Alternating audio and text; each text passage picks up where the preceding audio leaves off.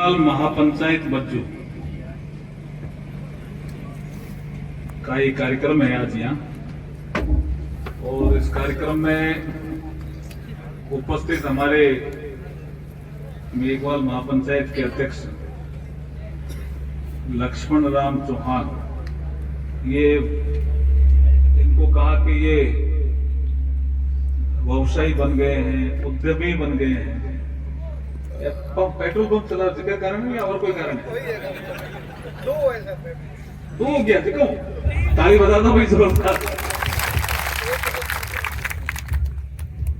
हमारे करुणाराम जी लीलड़ सरपंच प्रतिनिधि, राजाराम जी फूला सर छोटा सरपंच, हमारे कालूराम जी मेघवाल सरपंच गोगड़ियाला, श्री रामचंद्र जी पूर्व सरपंच, नारूराम जी चंदेल पूर्व जिला प्रमुख। कट बैठा नारूराम जी आया को नहीं? हाँ देखा को नहीं? पुरकाराम जी मैं देख तो तो बता दे तो मैं नारूराम जी तबियत खराब है। अक्खाराम जी मेघवाल, पप्पू राम जी बारूपाल है जो संचालन करे है ये तो गावे भी ठीक है नहीं, राग भी ठीक है नहीं, सगन क्या उठावे भी ठीक है। हमारे महावीर जी पूर्व सरपंच, गोवर्धन राम मेघवाल हमारे मंडल अध्यक्ष, हमारे कुमान सिंह जी राजपुरोहित महापौर प्रतिनिधि बैठे हैं भाई, और लोग भी आए, थोड़ा स्वागत इनका करें। महावीर सिंह जी चारण आए उधर है, हमारे मीलाल जी नैन, जीवन राम जी भी बैठे हैं, भी जोरदार स्वागत करो हमारे एडिशनल एसपी साहब का।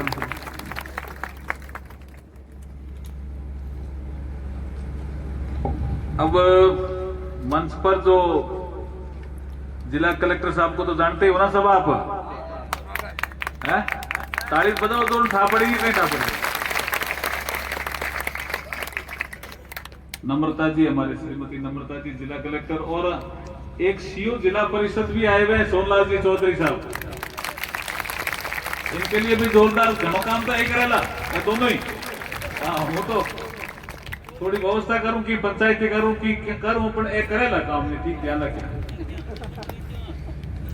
हमारे कैलाश जी, हमारे शांतु एडिशनल एसपी साहब, संग्राम सिंह जी सीओ कोलायत, हमारे बिहारी लाल जी तहसीलदार का संचालन करने वाला किसी और तहसीलदार, हाँ संचालन वाला तो कुछ मोटिवेशनल स्पीकर का ही लगे है, कहीं नाम है भैया तो है अनुपराम जी कर गया। Very good. कहाँ के अनुपराम जी? अच्छा फूला इस एरिया की हो क्या? ठीक है, बहुत बढ़िया भाई, बहुत अच्छा काम। आपका संचालन करने का तरीका तो आपका काफी ठीक था, है? हम बड़े भाई शादी में आया था ध्यान आ गया। अभी कहाँ पोस्टिंग है इनकी? बाप है, बाप बोलो बाप बोलो या नहीं करो तो सही नाम है तो बोलो भाई। कैलाश जी नहीं कहना पड़े नाम तो कोई बड़े लिखो तो बाप है? क्योंकि हमारे कानाराम जी मेघवाल हमारे साथ में, बट जब मैं ओटीएस में गया तो मैं सेल टैक्स में ईसीटी हुआ, मैं इंडस्ट्रीज में ऊपर से मैं आईआरएस बन गया, मैं अभी आईएएस में भी ना आ गया तो अभी यार बट जाया कर तो मैंने मैं कहता सास रो कटे के सास रो तुम्हारा बाप है। जब मैं घराड़ी बोली कहीं ये मत बोलो, बाप बोलो। जन मन टापड़ियो कई लोग बाप बोले पण है बाप। मुरली सास रो कानाराम जी बाप ही है नहीं है? अब मुरली में भी बैठी है तो अनुपराम जी बाप में पोस्टिंग है। हमारे रमेश जी ज्ञानी, भूप सिंह जी भाटी, धर्मवीर गिरी जी, मोहनलाल जी मेघवाल हमारे जिला महामंत्री, छगनलाल प्रजापत, हमारे कृष्णलाल जी एणिकिया। कलेक्टर साहब ये डॉक्टर कृष्णलाल जी एणिकिया है, ये शायद पहले हमारे समाज के कुछ ऑफिसर और कुछ बनने वाले लोग हैं, फिर ये IRTS भी बने, ऑल इंडिया एग्जाम दे करके। तो आपका कौन से साल में आप इसमें डॉक्टर बन गए थे वेटनरी में? हैं? 1980 में डॉक्टर बना था। 1980 में डॉक्टर बने थे। 1983 में और 1983 में IRTS में, इंडियन रेलवे ट्रैफिक सर्विस में बने। तो शुरुआती दौर के कुछ लोग हैं जिनसे हमने सीख ली। उसमें एक हमारे श्री राम सर के नंदलाल जी परियार भी होते थे, वो इनकम टैक्स में आए। क्यों? IRS ही बने ना वो। आपके हॉस्टल फेलो थारा था पुरखाराम जी, आपा भी साथे या, रूपाराम जी भी साथे या, पूनम चंद जी कांटिया भी साथे या, नंदलाल जी पटियार भी साथे या, और कौन कौन है? रेवत राम जी पवार भी साथे या। रेवत राम जी मैं सीनियर दो एक साथ। और कौन हटे? डूंगर कॉलेज बटूड़ा रामदेव जी बोलो कौन थे? रामदेव जी नाराज होता वाला थे, नहीं बोले तो पगड़ी में भारे पड़े तो साथे तो आई। रामदेव जी नाराज हैं, लोग के काम भी खराब हो जाएंगे। भजन भी है हो गए। रामदेव जी भी थे। और कोई है मेरा साथी इधर? कोई Dungar college, fort school, Binasar school का पुरखाराम जी मेरे साथ पढ़े हुए हैं। रामदेव जी हैं, नजर आए मेरे को। हाँ, सुरजन राम जी विष्णु ही नहीं आए ना, वो इधर ही रहते हैं। कहाँ रहते हैं? मिठड़िया मानका सर रहते हैं। हाँ बद्री, हाँ बद्री भैया ये भी हमारे साथ है, बद्री गडेला। और कोई हो तो बता दो भाई, मैं याद कर रहा हूं आज में, पुरखाराम जी के कारण याद कर रहा हूं। सभी को नमस्कार करता हुआ हमारे टीकूराम जी नोगड़ा सरपंच, रामदेव जी कोला सर, शिवलाल जी सरपंच, ब्रजेश पवार, कर्णाराम जी गर्ग, श्री राम बिश्नोई मंडल अध्यक्ष हमारे, कैलाश चंदेल, राजेंद्र मेघवाल टांडा सर, बजरंग पवार कोलायत, डॉक्टर मंजू उड़ीखिया, श्री भूराराम जी, अर्जीराम जी गोयल, रामकिशोर जी मेहरा, कैलाश जी झाझड़ा पीठनोक, मांगीलाल जी मेघवाल सरपंच हमारे, और जिलाध्यक्ष भी ऐसी मोर्चा के बीजेपी के, और हमारे संदीप चौधरी SDM साहब। 2-3 कार्यक्रम आज अच्छे लगे मुझे, उनका ही पहले जिक्र करता हूं। कोई अधिकारी अच्छा काम करता है, माइक पे भी आता था।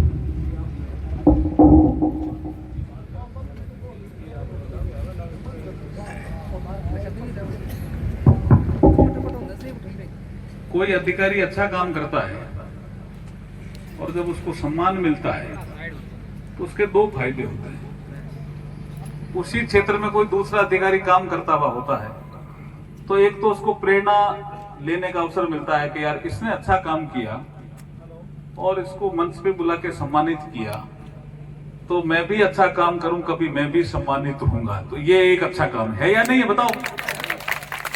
तो जो अधिकारी सम्मानित हुए उनके लिए जोरदार ताली बजा के स्वागत करूंगा। अधिकारी भी समाज का ही अंग है भाई। हमारे समाज से कोई अधिकारी बन गया, कोई हमारे सरपंच बन गया, बढ़ता समाज से ही है। कोई हमारे जैसे नेता बन गया, बढ़ता समाज से ही है। तो समाज में जो अच्छाइयां होती है वो कई बार वो लेके जाता है अपने साथ संस्कार और चरित्र के माध्यम से। समाज में जो बुराई होती है उसको वो लेके जाता है अपने चरित्र और संस्कार के कारण। अब मैं कई बार जिक्र करता हूं कई चीजों का, या मुझे बोलना है 15, 20, 25 मिनट तो बोलना ही होगा। कितना बोलना है? क्योंकि अभी एक पे बैक टू द सोसाइटी वाला विषय है, तो बाबा साहब का विषय है, वो मैं थोड़ा बाद में लूंगा। मैं एक बाबा रामदेव जी की एक शिष्या हुई रूपा दे। रूपा दे थी राजपूत समाज से, लेकिन भी यार गुरु मेघवाल था ना भाई जी का कौन था? मैं तो रविदास जी अपने रूपा दे रहा गुरु मेघवाल समाज रहा क्या था? नहीं हुक्म जी तुम भी राजपूत ही है यार। दारू सावड़ तो बोलो, पुरखों का नाम याद रहना चाहिए। इतिहास अगर अपन नहीं जानेंगे तो हमें कैसे पता चलेगा कि हमारे पुरखे इतने विद्वान हुए? उस जमाने में तो कौन मानता अभी दारू ऐसे। और रूपा दे जो थी वो बहुत बड़े राजघराने के, तुमान सिंह जी अपन जा रहे हैं बटे बड़ा एरिया था उनका, पाटन के बाद का इतना बड़ा एरिया था बाड़मेर बालोतरा के पास खेड़, और वहां की महारानी होकर के एक मेघवाल समाज को कहती है कि ये मेरा धर्मगुरु। तो इसका मतलब सामाजिक समरसता का तो भाव रहा ही होगा ना पहले, का नहीं रहा? बिगड़ा किसने? चिंतन यहां करना पड़ेगा। अच्छी तरह से मुझे याद है प्रधानमंत्री नरेंद्र मोदी जी जब देशमुख आए, कुछ लिटरेचर उन्होंने लिया था हमसे, कोई मंदिर में पूछा कि दशरथ मेघवाल की मूर्ति कहां है। इसका मतलब दशरथ मेघवाल को भी वो पढ़ के आए। लेकिन करणी माता जी ने जब अपना इतिहास लिखा तब ये लिखा कि मेरी पूजा होगी तो उसी जोत से दशरथ मेघवाल की भी पूजा होगी, ये लिख के गई है करणी माता। लेकिन भुला दिया वो विषय अलग है। समाज के सभी वर्गों के लोग बैठे हैं, इसलिए सामाजिक समरसता हमारा भाव रहा, लेकिन बिगड़ा। बिगड़ने के पीछे कई कारण रहे होंगे।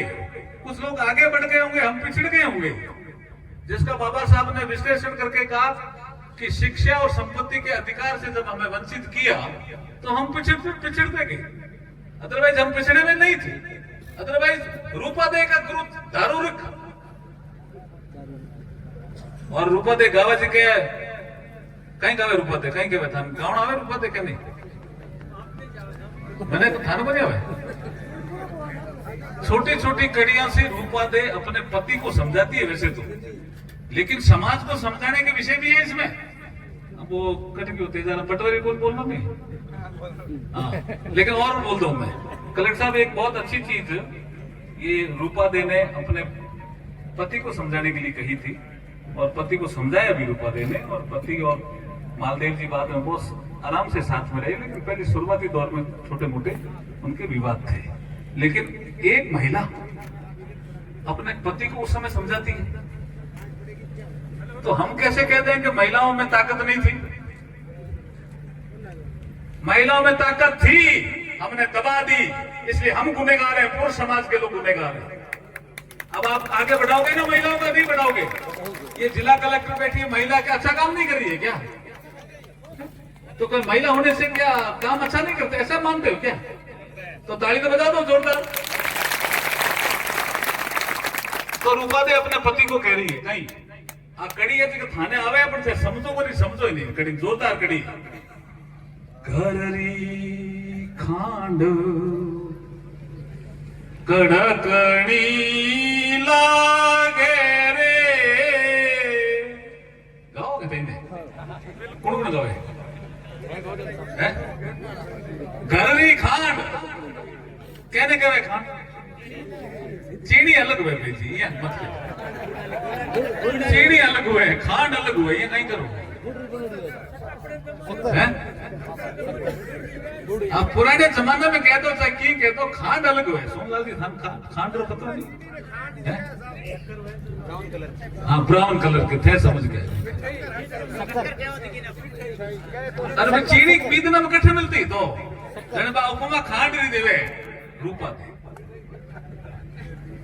घररी खांड कड़कड़ी लागे रे,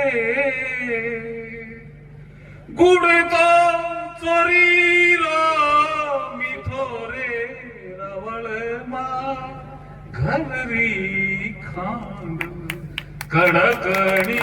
ताली बजाओ, जोर बजाओ भाई।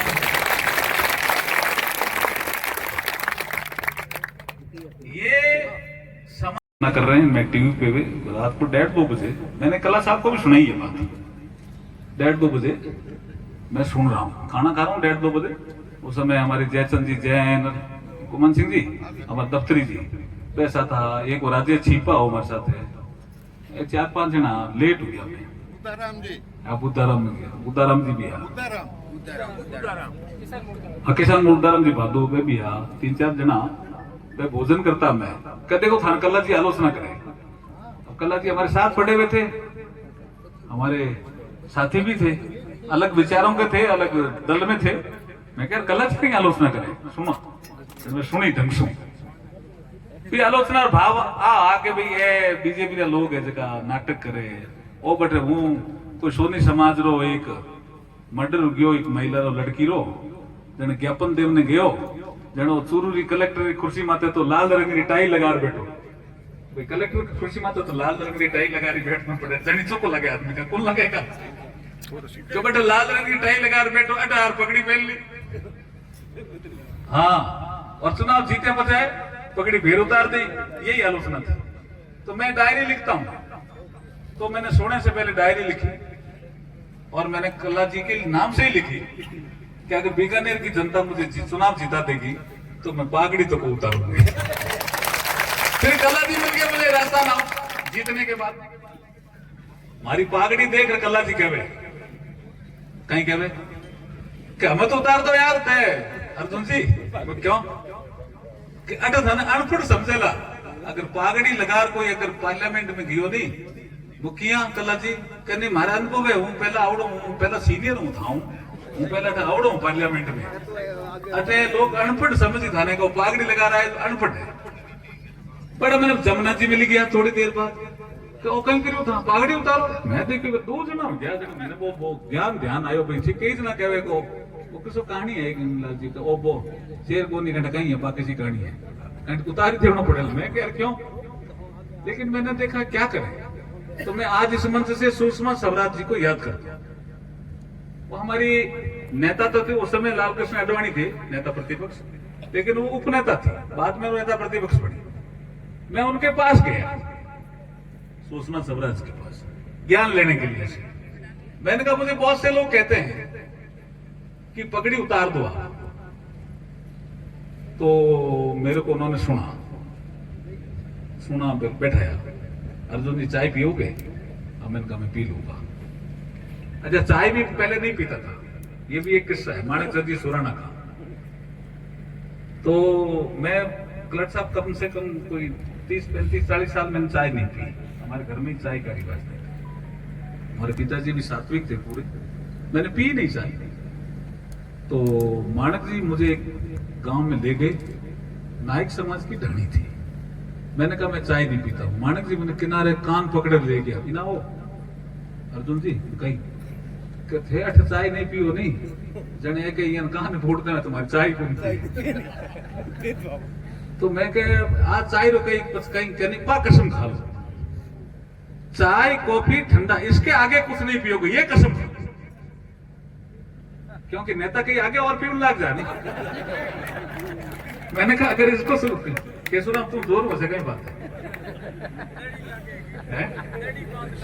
हाँ तो माणिक चंद जी सुरानंद का मुझे कहा अर्जुन जी आप चाय कॉफी ठंडा इसका अलावा नहीं पिएंगे ये कसम खा लो।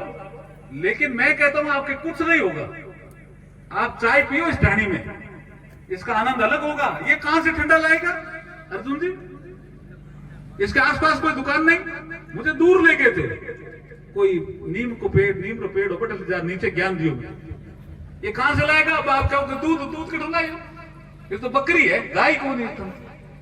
मैं क्या बात तो ठीक कर तो वहां से शुरू की मैं चाय भी नहीं पीता। तो मुझे पूछा सुषमा जी ने चाय पियोगे मैंने कहा पी लूंगा। चाय पिलाई फिर मुझे कहा ये तो साफा है ना ये अर्जुन जी आपने महीना भर लगाया है लेकिन शायद आपकी पहचान बढ़ रही है। तो आपने देखे कुछ आदमी मैंने कैसे मैडम कि एमजीआर आता था हमारे यहाँ पार्लियामेंट में तो एमजीआर काले चश्मे से ही फेमस था कि काला चश्मा लगा के आ गया इसका मतलब एमजीआर आ गया। ये पीछे तो मैं उनको देखते हो अर्जुन जी आप मैंने कहा देखता हूं इतना बड़ा मंत्री है और ये लुंगी पहन के आता और साउथ इंडियन अपनी कल्चर नहीं छोड़ता। तो हम तो भारतीय जनता पार्टी के लोग हैं अर्जुन जी हम हमारी कल्चर क्यों छोड़े। अगर आपका ये पगड़ी सिर दर्द नहीं कर रही है अगर आपकी ये पगड़ी आपको परेशान कर रही है तब तो छोड़ देना। लेकिन अगर सिर दर्द नहीं कर रही है परेशान नहीं कर रही है अर्जुन जी याद रखना आपकी पगड़ी एक दिन आपकी पहचान बन जाएगी। मैं सुषमा स्वराज को कहता हूं ऐसा क्या हुआ और मैंने छोड़ी नहीं मुझे कल्ला जी कई बार मिले मैं तो छोड़ दो को छोड़ूंगा क्या मैं तो छोड़ दो को छोड़ूंगा मैं को छोड़ूंगा अब छोड़ दी वो मेरी पगड़ी बताओ सही भाई बोलो तो सही कड़ी रो भाई ख्याल भी रखना पड़ी भाई कड़ी कड़ी मौका हो नहीं मत करिया क्या चल जोर लक्ष्मण देखें ठाकुर ने अब ये पे बैक टू द सोसाइटी का विषय है। ये बाबा साहब के जीवन का एक महत्वपूर्ण सिद्धांत है। ये बड़ा सिद्धांत है, यहाँ चर्चा है इसलिए मैं कह रहा हूं और उसके लिए मैं कुछ यहाँ भी करने की सोच रहा हूं। बाबा साहब से पूछा किसी ने क्या होता है पे बैक टू द सोसाइटी। ये किसी वेस्टर्न फिलोसफर का एक शायद प्रिंसिपल है, पेंथम का होगा किसका होगा ये ध्यान नहीं, किसी का है, लेकिन ढंग से व्याख्या करिए बाबा साहब ने। बाबा साहब ने कहा जैसे हमारे समाज में कोई दर्जी होता है, वो हमारे कपड़े सीलता है, तो हमें सर्दी नहीं लगती, हम सर्दी से बचाव करते हैं। इसका मतलब हमारे लिए वो काम कर रहा है, वो अपनी आजीविका कमा रहा है, वो हमारे लिए कपड़े सील रहा है। कोई कपड़ा बुन रहा है, वो हमारे लिए कपड़ा बुन रहा है। कोई जूती बना रहा है, अगर कोई जूती बनाने वाला नहीं होता तो हमारे पाम अगर नंगे रहते तो भाई जी कांटा चुप जाता पर तो 40 तो ही कौन नहीं। इसलिए जो जूती बना रहा है वो भी हमारे लिए कोई न कोई काम कर रहा है। तो बाबा साहब ने ऐसे उदाहरण देके समझाए, कोई पेन बना रहा है, कोई मेरे लिए हैट बना रहा है, कोई जूती बना रहा है, कोई कपड़े बना रहा है। 50 साल के बाद अगर वो आदमी ठीक हो जाए, सक्षम हो जाए, एबल और कैपेबल बन जाए, उसकी ठीक श्रद्धा हो, परिवार पालने की श्रद्धा हो, तो समाज में देने की उसकी एक क्षमता विकसित हो जाए, तो उन्होंने कहा बाबा साहब कि अपने पास से कम रामदेव जी कितो कहो भैया 3% थे, ज्यादा कहो मैंने 15% कम ला गया थे। बाबा साहब ने कहा कि कम से कम उनको 3% अपनी तनख्वाह से, अपनी इनकम से पे बैक टू द सोसाइटी में लगाना चाहिए। जैसे बच्चों मेघवाल समाज के लिए जगह नहीं थी, जिला प्रशासन किसी कारण से जगह दे नहीं पा रहा होगा या कहा होगा अभी फ्री में नहीं दे सकते, तो मेघवाल समाज के कुछ जागृत युवाओं में या बुजुर्गों में एक जागृति आई कि हम चंदा करके जगह क्यों नहीं लेते। यही भाव आया ना, और चंदा देने वाले भी हो गए, क्योंकि कोई टीचर बन गया, कोई आपका नर्सिंग ऑफिसर बन गया, कोई पटवारी बन गया, तो चंदा देने वाले भी हो गए। लक्ष्मण जैसे पेट्रोल पंप भी हो गया, तो चंदा देने वाले भी बने। ये गोवर्धन जी वकील भी बन गए, तो इन्होंने देखा होगा भाई चंदा दे सकते हैं ये लोग, इनके पास गए होंगे।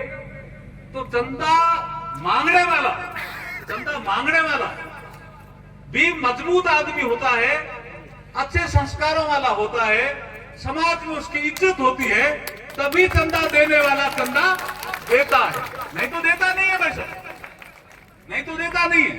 इसलिए जो चंदा मांगने गए और जिन्होंने चंदा दिया उन दोनों के लिए जोरदार ताली बजा दीजिए भाई साहब।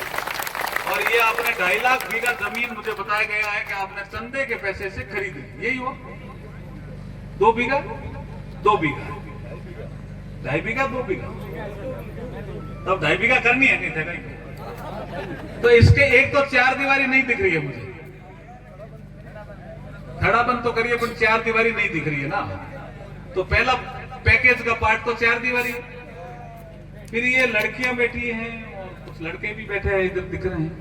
ये आजकल ई लाइब्रेरी के बहुत ग्राहक हो रहे हैं, अच्छे ग्राहक हो रहे हैं। घर में पढ़ाई का वातावरण इतना नहीं है। अगर आप यहाँ अच्छी एक लाइब्रेरी का कोई प्लान बनाओ, जिसको हम आजकल डिजिटल लाइब्रेरी या ई लाइब्रेरी कहते हैं, नेट का कनेक्शन इनको दे दो, इनको बैठने की सुविधा दे दो, किताबें भी दे दो, एक फिजिकल लाइब्रेरी भी रख दो उस लाइब्रेरी में, तो एक तो सभा भवन उसी का पार्ट हो, ई लाइब्रेरी उसी का पार्ट हो। अरे 50 तो लो पहला, 50 तो लो पहला, कहीं क्या? अरे 50 तो लो कहीं रामदेव जी, चलो 2 भाग आप बनाओ तो सही यार, कहीं बनाओ या तो बताओ, लाओ तो सही, डीपीआर तो लाओ,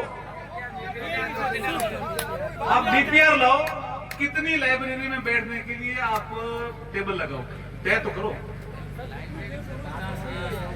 नहीं लाइब्रेरी देखिए, कुछ चीजें तो हम भारत सरकार की योजना से कर देंगे, ठीक है, हो सकता है 50 को क्रॉस ही कर जाए आपका प्रोजेक्ट। आप प्रोजेक्ट तो बनाओ, 50 को क्रॉस हो जाए तो हो जाए, क्योंकि चिते नहीं, क्योंकि ये एरिया सीमांत है, दूर दराज का एरिया है। यहाँ अगर ज्यादा भी पैसे लगेंगे तो हम लगाएंगे, लेकिन काम अच्छा करना। अब बढ़ गया, ठीक है सुमान सिंह जी, अब बढ़ गया। आप अच्छा काम करिए, ई लाइब्रेरी, आपका सभा भवन भी बढ़ जाए, आपकी एक 4 दीवारें भी हो जाए, लेकिन ई लाइब्रेरी चल पड़ा है जी ये कंसेप्ट। मैंने दिल्ली में भी देखा है, दिल्ली में तो जगह नहीं है, इसलिए उन्होंने मोबाइल लाइब्रेरी कर ली है। एक मोबाइल यूनिट होती है, गाड़ी जाती है किसी मोहल्ले में और वो अनाउंस करती है कि लाइब्रेरी वाले आ गए हैं, लाइब्रेरी वाले आ गए हैं, तो वो 4 घंटे इस मोहल्ले में ये ई लाइब्रेरी वाला वाहन खड़ा रहेगा, तो लड़के और लड़कियां अपने घर से बाहर निकलती है और वाहन में बैठ करके पढ़ लेती है, क्योंकि वहां पढ़ने का एक इन्वायरमेंट होता है, सभी बच्चे पढ़ते हैं ना, तो इन्वायरमेंट होता है। अब जहाँ गाड़ी में घनी रामदेव जी बैठ जावे गाड़ी में, या नींद आवे, ड्राइवर ने नींद आवे, वातावरण बन जाए, नहीं नींद लो थे नाराज मत हुए रामदेव जी, वातावरण बने। इसलिए अगर आप लाइब्रेरी में पढ़ोगे ना बैठ करके, तो दूसरे वाले भी पढ़ेंगे, भाई ये पढ़ रही है तो मैं भी पढ़ूं, ये पढ़ रही है तो मैं भी पढ़ूं। और घर में क्या होता है कि पढ़ाई का वातावरण तो होता है, लेकिन घर में कुछ और भी चीजें होती है ना। मैंने तो बहुत अनुभव किया हुआ है। अब मैं जाए कोई अच्छी चीज पढ़ने बैठता हूं, हमारी दादी के खींचड़ो कूट ही गई रे अर्जुन के, मैं क्या खींचड़ो, अब खींचड़ो खावनो भी पड़े, कहीं आंधी आवे तो कूटना तो पड़े, खींचड़ो तो आंधी आवे तो कूटना पड़े, खींचड़ो तो कूटना पड़े, कहीं क्या है, कहीं क्या है, नहीं किन कह दिया हाँ कूटोड़ा कि खींचड़ो, मुश्किल जानो, मुश्किल में कूटी जाए। और धनी लोग दोनों भी कूट सके भी नहीं खींचड़े, मारो अनुभव है और अच्छा अनुभव है। थे प्रकाश कूटियो कौन जाने, थोड़ा रोलर पड़ गया। अगर खींचड़ा कोई कूट ले, ये पहले क्या होता था पता है तेरे को? पति पत्नी के संबंध प्रगाढ़ क्यों होने के हमारे पुरखों ने क्यों रीति रिवाज रखा कि कोई शादी हो रही है कि नए जिसकी शादी है उसको बुलाओ, मेहंदी बीरी कहीं करा रंग बांटना कहीं करे, मेहंदी भी नहीं पिसावा, तो एक साइड में एक गराला और एक गराली दोनों नया नया बेनली पंडित होता नो नवा जोड़ा, तो भाई दोनों मिल लट्ठो पिसना एक ही होतो, लोटो एक ही होतो।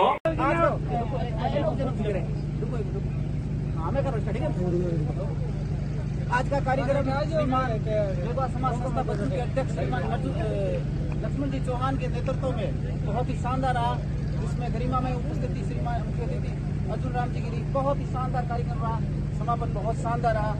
बहुत समाज संस्था की सभी ग्रामीण जनों से और सभी आए हुए अतिथि मेहमानों की तरफ से बहुत बहुत हार्दिक आभार।